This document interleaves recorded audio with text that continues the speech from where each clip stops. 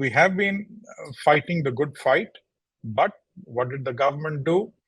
It doesn't even allow you to talk about vaping anymore. That's a recent, throw up that they have done with us. Media is not allowed to cover anything to do with vaping.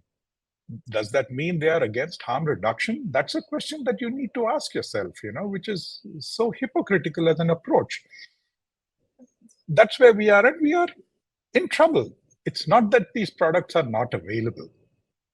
They are in the gray market, they are without regulation, and you have huge problems because you don't know what you're getting.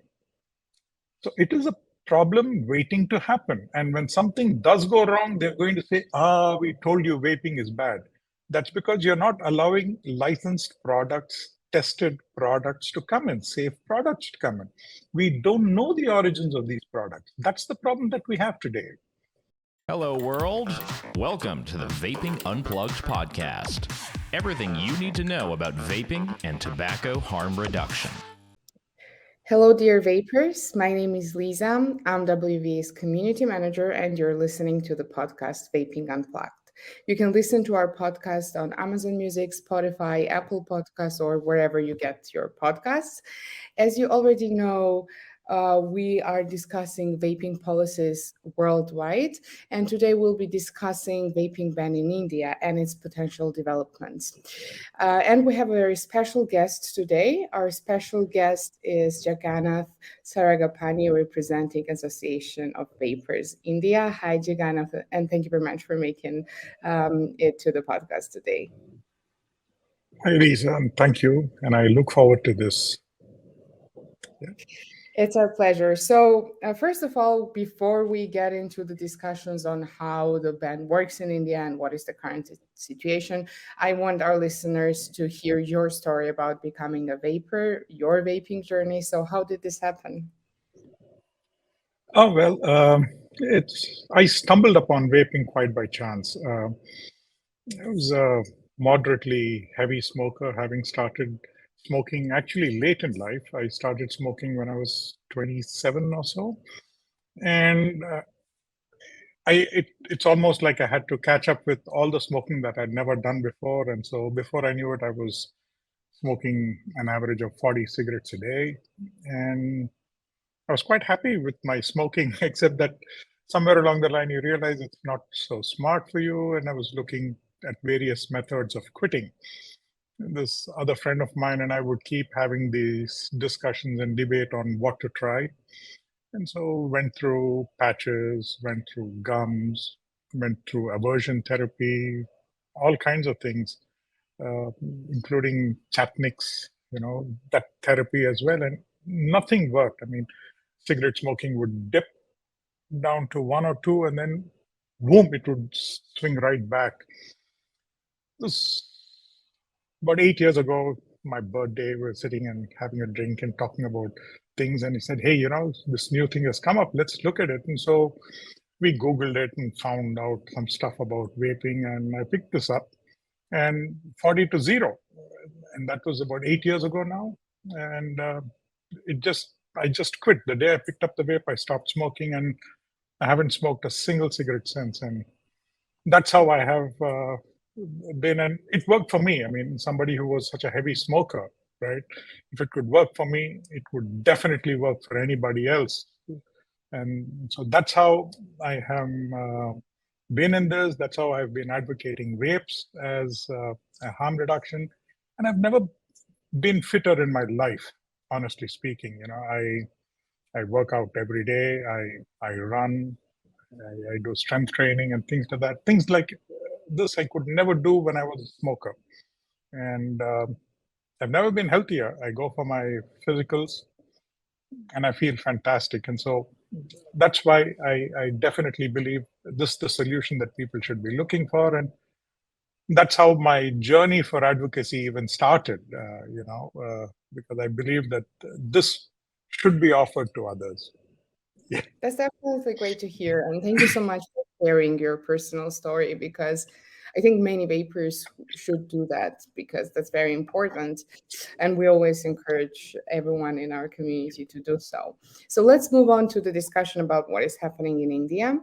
And just as a quick background, so in 2019, if I'm not mistaken, right? So Indian government implemented this ban on vaping products, which concerns not only the sales or manufacturing or distribution, but also importation, exportation, everything basically concerning vape, if I get that correctly. So before we start talking about the consequences of the ban, maybe you could elaborate a little bit on the content of it. So what does it entail, this ban, and what was the main reasoning behind implementing it? The ban was bizarre, right? It started off as an ordinance. An ordinance is something which is implemented when the parliament is into session and you don't have time to discuss and debate an act. So this is an emergency provision which is to be used strictly for emergencies only. And so the government initially came out with an ordinance banning anything to do with e-cigarettes. They subsequently followed it up with a ban, with an act which went through parliament, but there was no reason. I mean, what was there so alarming, so dramatic that you would need to bring out an ordinance to ban a product of this nature? Was unbelievable. So we protested and so on, but there was no logic here. Nothing that was so harmful was there. What wasn't discussed, wasn't debated. It just came about.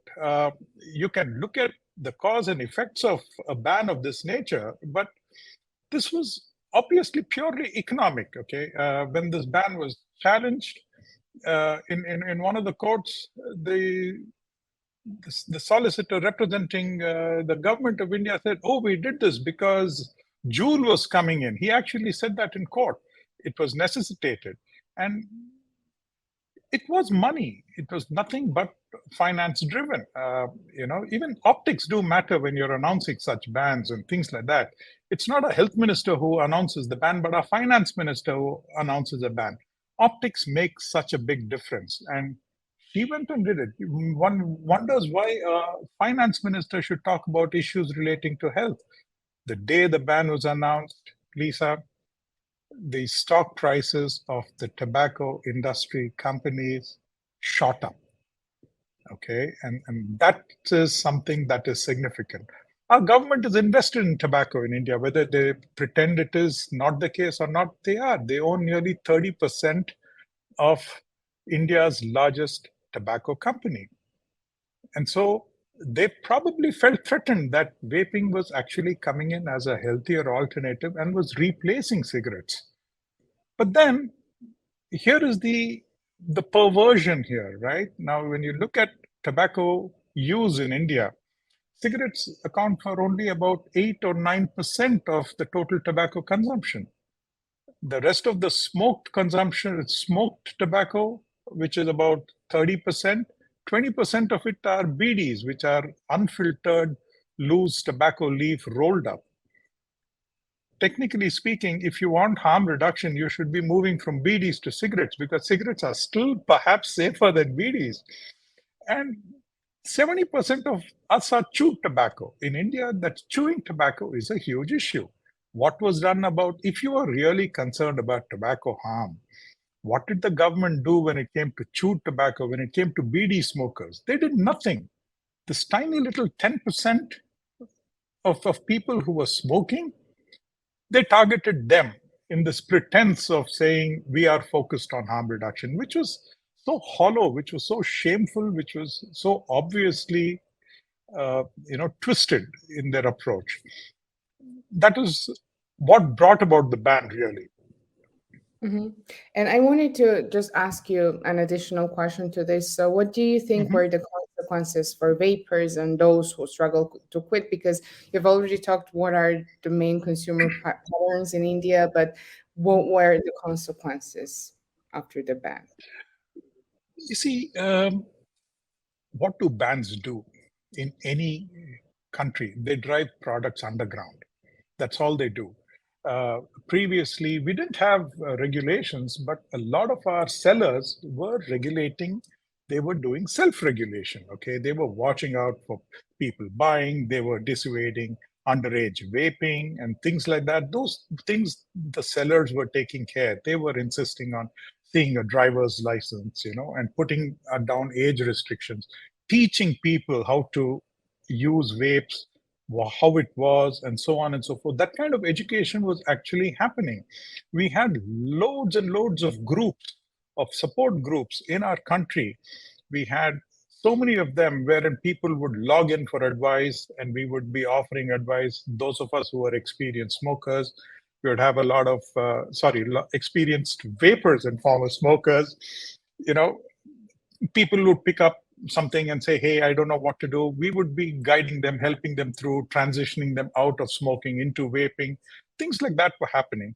Now, all these things disappeared, right? We couldn't do this. And what happened was, there is a gray market out there, but how many people are comfortable to buy products in the gray market, in the illegal market?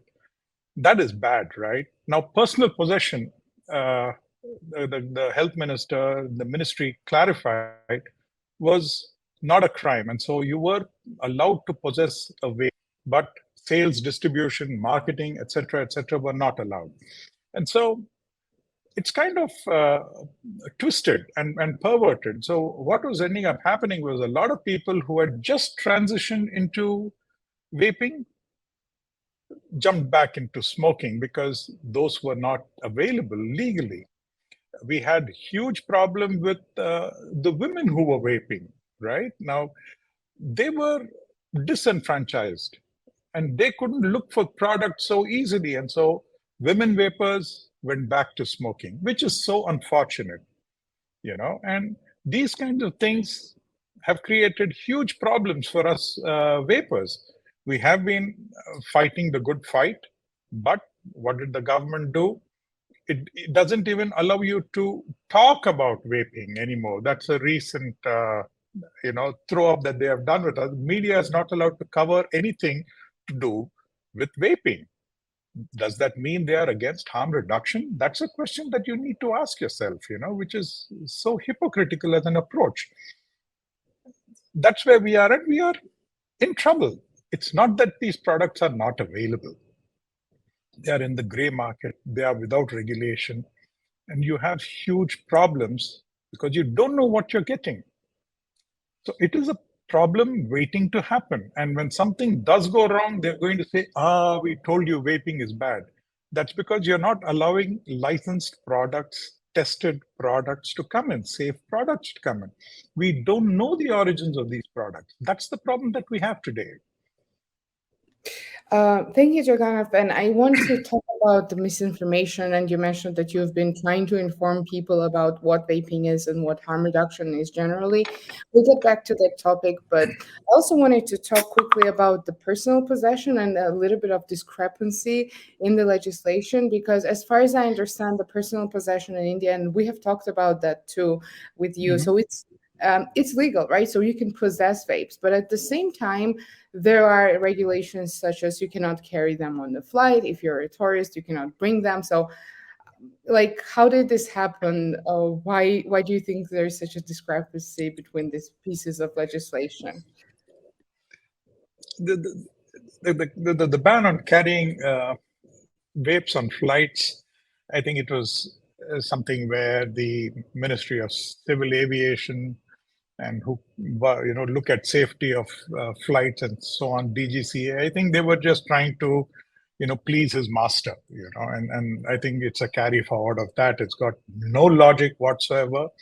It is bizarre that there is something like this. I can carry my mobile phone, which has a battery. I can carry cigarettes without a lighter. You have smoking rooms in airports in India, right? Where you can smoke a cigarette in an airport. So you can actually carry your cigarettes. They sell cigarettes in airports in India. I can, if you're worried about explosion, so on and so forth, because of a battery, sure, no aircraft allows you to carry a vape in your suitcase anywhere in the world. But carrying it on your person as carry-on luggage is allowed everywhere else. In India, they brought out a specific rule banning people from carrying this on your person in an aircraft. I can carry a phone, I can carry a laptop, I can carry a battery bank. I can't carry a vape. There's no logic to this, okay? And it's bizarre. But there you have it. We have challenged this one in court because it defies logic, and so we have challenged it. But there you have it. You have a problem bringing these products in. So you have an international traveler who's flying in, doesn't know. It's going to get seized. It's going to get chucked off. So they're not penalizing people, but they are taking it away from you. Okay, so that's the problem that we're having with the flight ban, and it is stupid because the law says personal possession is not a crime. I am allowed to carry it in person, and so it's as twisted as it is. That's how we have it here. Yeah, it's really bizarre, as you've mentioned. It seems like there was a prohibition, and because of the ban, there is a black market, and now they are fighting the black market with even more some kind of silly racial bans. Exactly, and you look at it. Okay, disposable vapes have flooded the market. Okay, they've literally flooded the market, and they are available everywhere. And if you see the raids that have started happening, somebody put out a public interest litigation in one of the courts saying, hey, I see vapes everywhere and nobody's doing anything about it. And all of a sudden we had a few raids in a few cities, and hundreds of thousands of disposables are being seized. If the government looks at it in any other way, even if you ignore harm reduction for a while and just look at it from an economic perspective, the government's losing so much revenue because these things are coming in and these things are not being taxed. So one could look at it sensibly, but just the fact that so many of them are being seized shows that the ban is not working. And if you did have prudent governance, right, you would relook at the ban and say, hey, obviously it's not working. Let's do something about it. But no, unfortunate as it is, that's where we are. Yes, I've noticed that not only in India, but many other countries, when the ban is not working, they're trying to fight it with more and more regulations, more restrictions, when in reality, the prohibition just doesn't simply work. And I wanted to get back to the question, to the topic, because you were talking that you as advocates were informing vapers in India, or those who were struggling to quit, about harm reduction, about vaping. And I always ask this question usually while being on podcasts with my guests, and usually the answer is pretty much very similar. According to what you've talked about, we can also conclude that policymakers probably do not know much accurate information or data about vaping. They are largely misinformed, usually. And I wanted to ask you, what is the most common misconception or the myth that you might meet or see in India? And then why do you think policymakers do not want to listen to rational arguments? That's the million-dollar question. When have politicians really listened to rational arguments anywhere in the world? I'd like to know. But then we have unique circumstances. Now, you see, the one thing that anybody gets petrified about is, teen vaping as this big thing. But when you look at it, countries which have adopted vaping, smoking numbers have dropped down. Okay, now teens are curious beings. We were all teens once. I was a teen once. We have insane levels of curiosity. And of course, you want to try things. And if you say something is banned, a teen is more likely to look at it to try to figure why it's banned. You've never looked at it. It's always been instructional here in India, you can be 18 to vote for your government, okay? But the minimum age to drink is 21. And so the government decides you're old enough to vote, but you're not old enough to have a drink. Those kinds of twisted logics are applied often here in India. So teen vaping is a huge thing that gets thrown about, and that flavors are a gateway, for attracting teens to smoking. You have problems of perception wherein a lot of the medical community believe that nicotine is a carcinogen, which it isn't.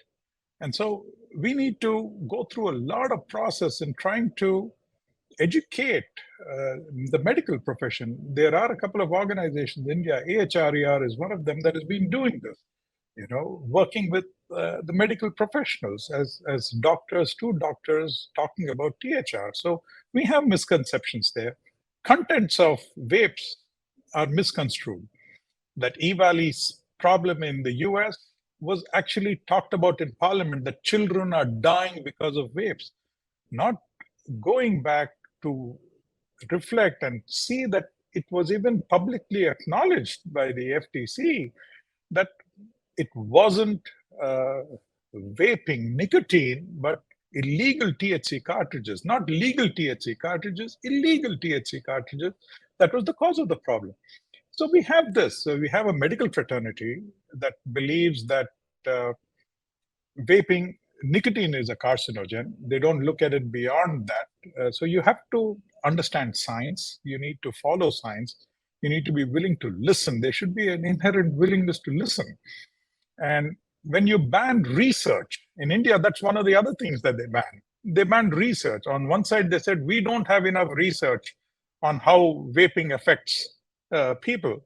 And then they go ahead promptly ban research. So how on earth are you going to get research?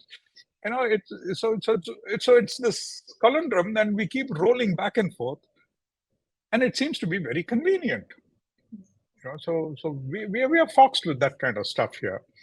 And so when you have such a situation, you're not going to be able to drive through, So here we have issues, We're still fighting though, you can't give up, you can't walk away from this. And that's my next actually. Because from what you're talking, it seems like there are bans and prohibitions on everything regarding vapes, and it must be very hard to be THR advocate in India nevertheless. And it's very inspiring that you guys are still fighting and still not giving up. And I wanted to ask you about AVI, about your plans for the future. You've mentioned that you appealed to court about the flight ban. Are there any activities that you are planning? Anything exciting that we need to hear about?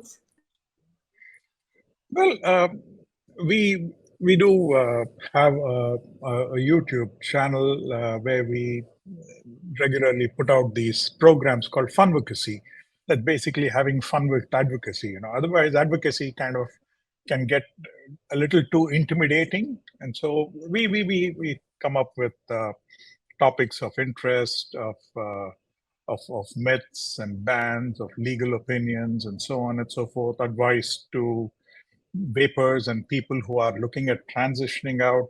The problem that we constantly have is when you have a smoker come on the show, on the chat which is going on the side, and says, hey, I want to quit, where can I buy a vape? There is no legal place to buy a vape.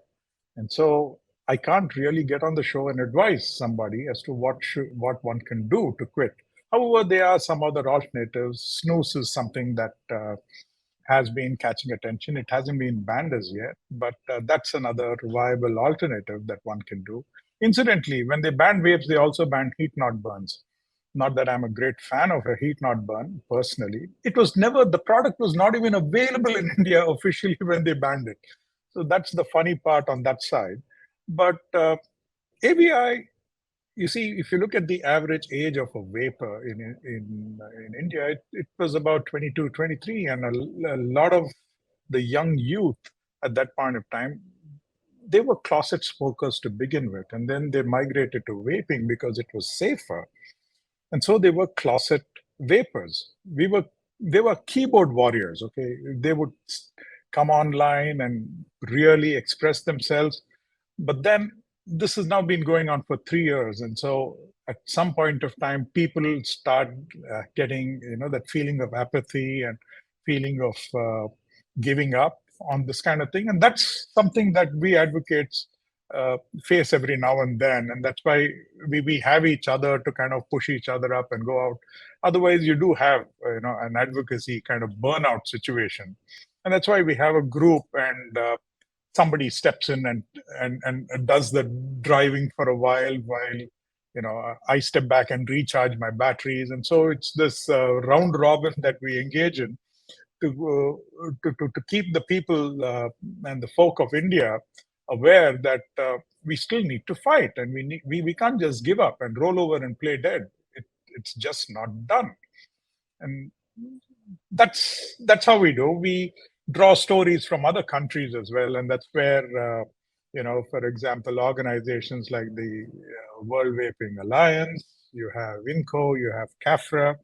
These are groups that are there where AVI does involve themselves in talking to them and keeping engagement going with various groups of this. So we keep trading stories about what other countries are doing, how they are fighting the good fight, their trials and tribulations. And we pick and see what could be used by us to perhaps change the way policymakers look at this product, how to keep ourselves motivated, and perhaps give a couple of lessons which help other advocates from around the world get motivated in facing bans like we did and experienced in India.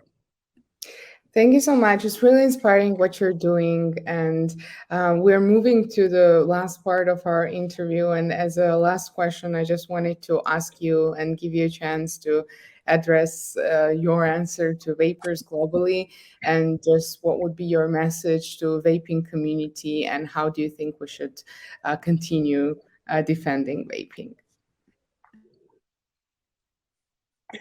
There can't be better stories about how vaping saved our lives than the vapers themselves. All of us either smoked or used some form of tobacco.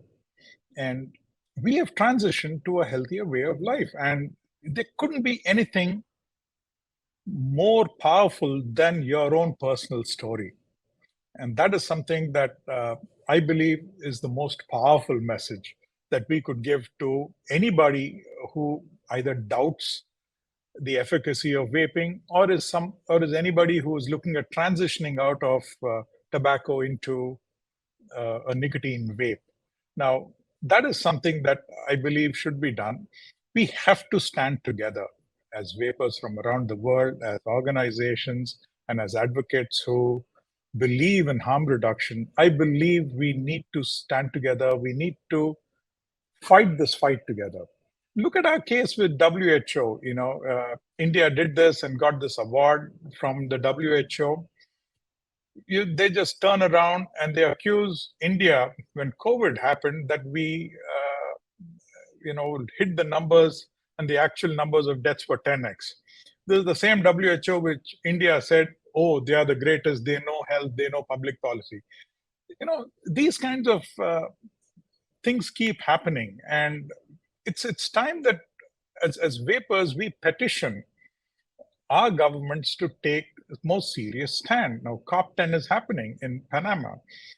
We have to be there. If they are going to be talking about our rights, I think we deserve a seat at the table, because it is our health. It is a human right. It is a fundamental human right. My right to health, my right to liberty, my choice. These are my rights. And these cannot be simply taken away by somebody who believes we know better. They don't know better. 3/4 of the people who are deciding public policy on tobacco harm reduction have never used tobacco. What do they know? Ask us. We have suffered. We have transitioned. Nobody helped us pick this. We found this on our own. It wasn't some random advertisement that helped us pick. This was people talking to each other, and it as a community we have grown. And I think the community needs to stick together to be able to make a difference in the world. I definitely agree. Thank you so much for such an inspiring answer, Jagannath. And I definitely agree that everyone should be sharing their stories.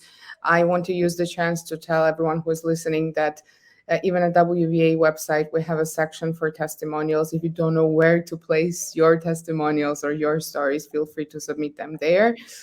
I really enjoyed the interview with you, and thank you so much for making it to the interview today. And it's been a pleasure.